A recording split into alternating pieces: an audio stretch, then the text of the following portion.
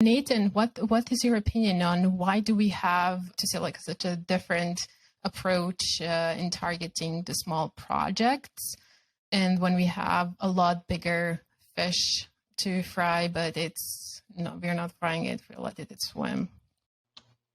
Yeah, I think the unfortunate reality is that U.S.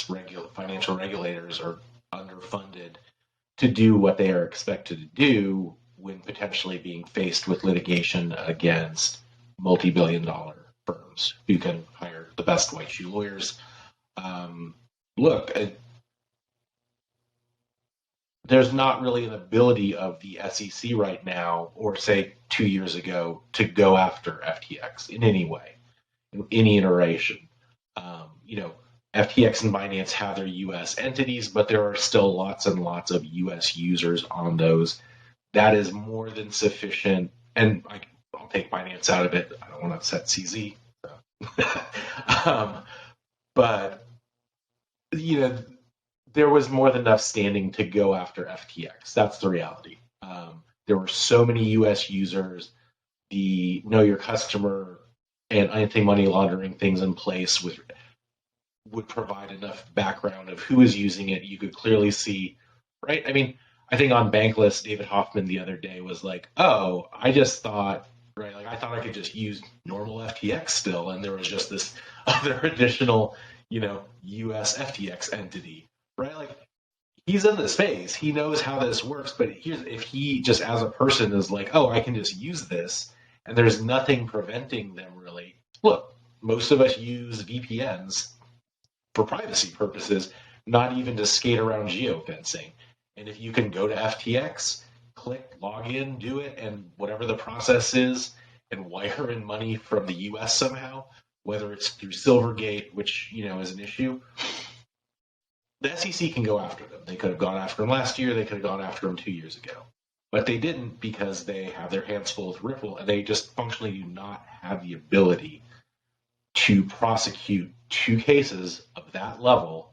So instead, as Jonathan said, look, it's strategy.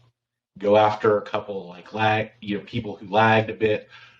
You either go after someone who screwed up somehow, and there's just lots of visibility on it, and you have to go after them, or you go after someone who is trying to facilitate the process in the correct way. Like, here's all our information. And then, once you have that information, it's really easy to just draft up a complaint. It's resource low.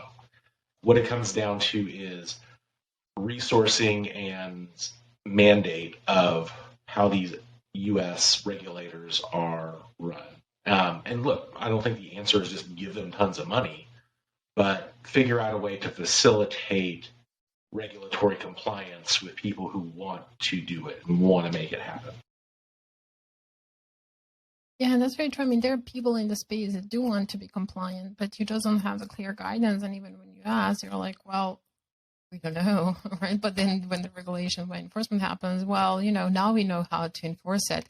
So it's a extremely logical approach that really puts many at risk. And it's not only, the founders and let's blame it all on the founding team. I mean, there are so many people involved around the globe in the US that are heavily impacted by this. And I don't think they really understand what the community is and how it operates. And I also think they really did not expect to see that kind of resistance from either of the cases, the Ripple case and the library. Probably they expected it to go a lot quieter and to have that swift battle.